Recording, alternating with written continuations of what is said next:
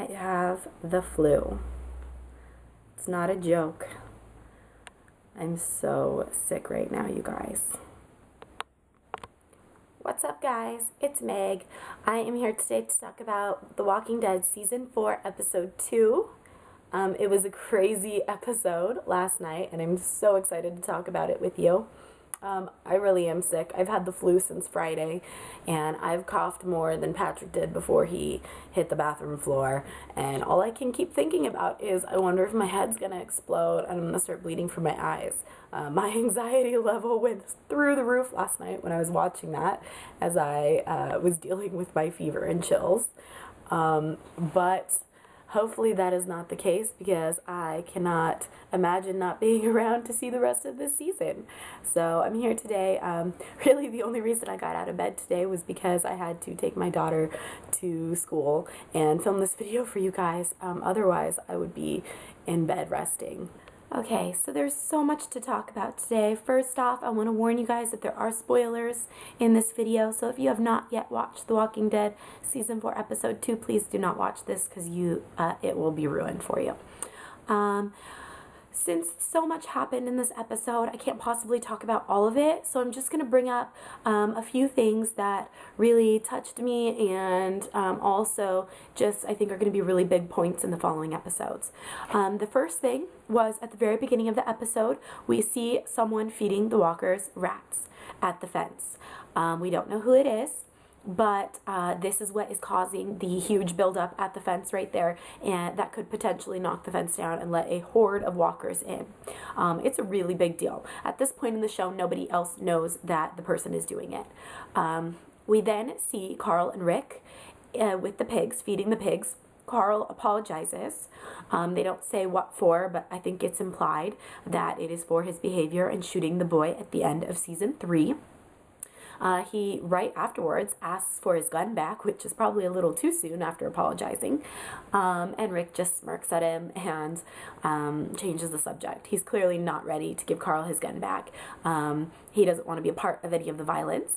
If you notice, he doesn't help at the fence. He doesn't go on runs. He doesn't do any of that. He's just focusing on being a farmer and having Carl be a kid. Then we hear the walkers and D. All chaos breaks loose. Lots of people die. Patrick almost kills Karen, and she led him, unbeknownst to her, back to cell block D, where he then proceeded to eat a bunch of other people there. Quite a few people died. Daryl and Glenn were pretty amazing in their action scenes. Carol nearly cut off a guy's arm before realizing he'd already been bit. Huge scene for Carol, because now she's got 2 little girls to watch out for. We all know that she feels a lot of guilt towards Sophia's death, and that is why she's teaching all of the children to defend themselves, because she doesn't want anyone else to end up like Sophia.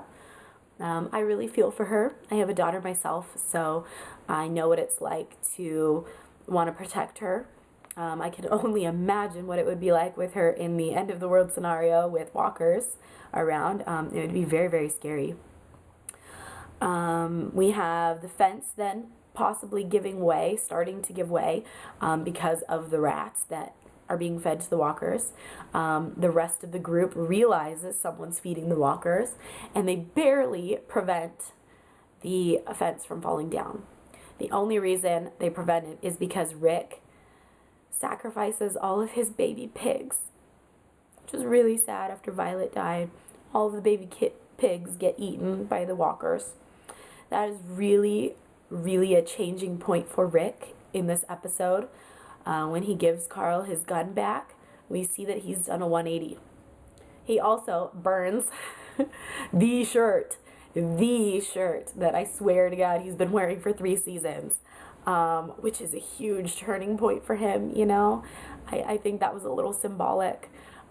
He knows now that he just can't be the farmer that he wants to be.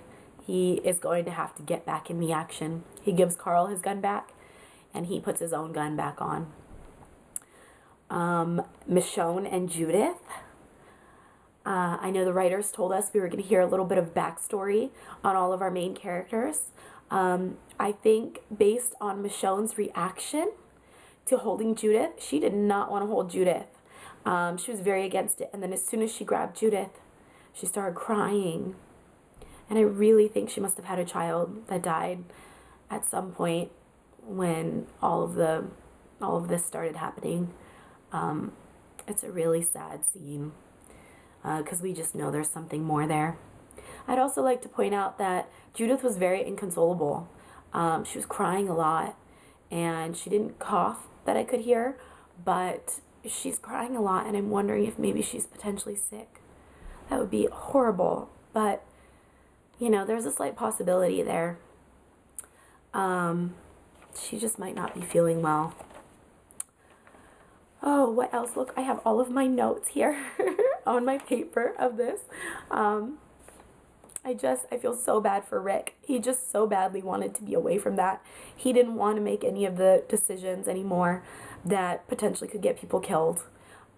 He doesn't want to be involved in that aspect of the community anymore, and now he's pretty much forced back into it. He feels a lot of guilt for everything that happened in the past seasons. And then we see Carl rat out Carol, and I was like, the little shit. I was so upset with him. I was like, what the hell, Carl? What is your freaking problem? And then I realized, having a child of my own, you have that children, they feel like they can't lie to their parents. I mean, granted, some kids can, but when you are trying to earn back your father's trust, like Carl is with Rick, he feels a need to confess everything to Rick. And then he adds in that he hopes Rick won't say anything. After my initial reaction, I did feel as if, you know, that was an important scene. That was good that Carl did that, especially because Rick then decided to not say anything himself. And that's a big turning point for Rick. And then the very last scene, poor Tyrese.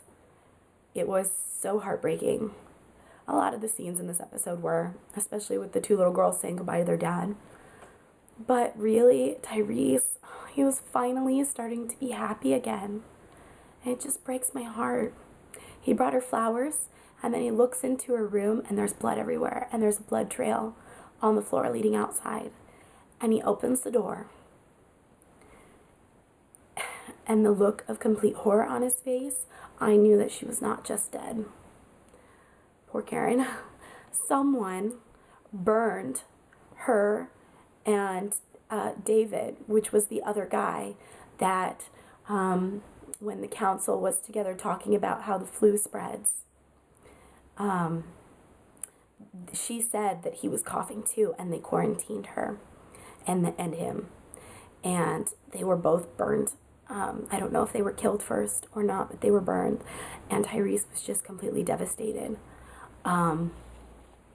We also know now that the flu is airborne.